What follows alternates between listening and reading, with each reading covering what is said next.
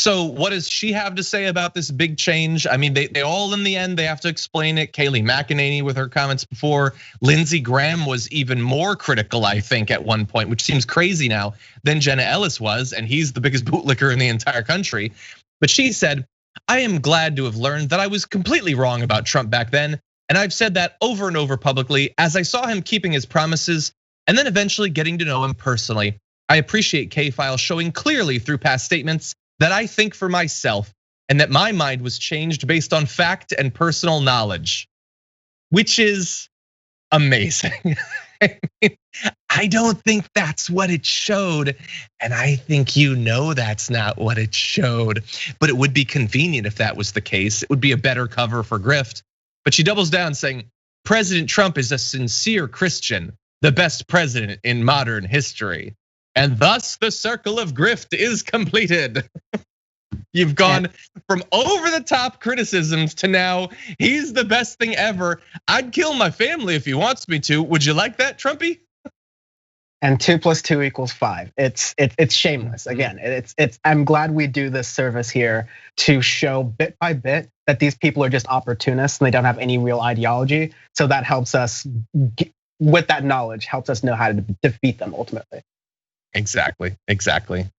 Yeah, I pray I live long enough to have the opportunity to flip on a person like this. But I'm trying, like I always try to think, am I being hypocritical? Is there a case where I had this big of a shift from hating someone to supporting them politically because it was in my benefit? But I can't think of it. Like, if I'm stumping for Joe Manchin in 2024, point this video out, but I don't think it's gonna happen.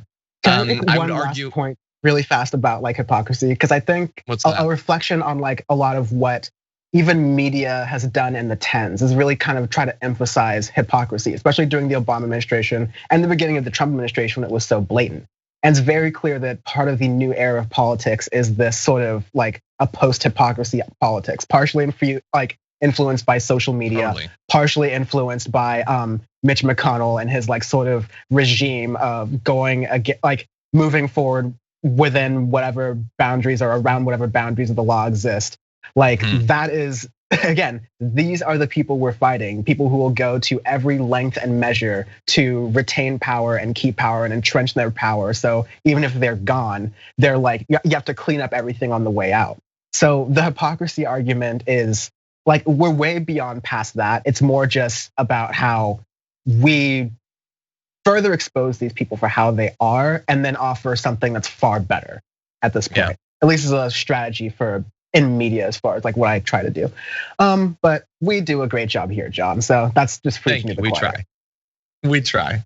You know what choir's like? Preaching. Anyway, if they hated it, they'd leave.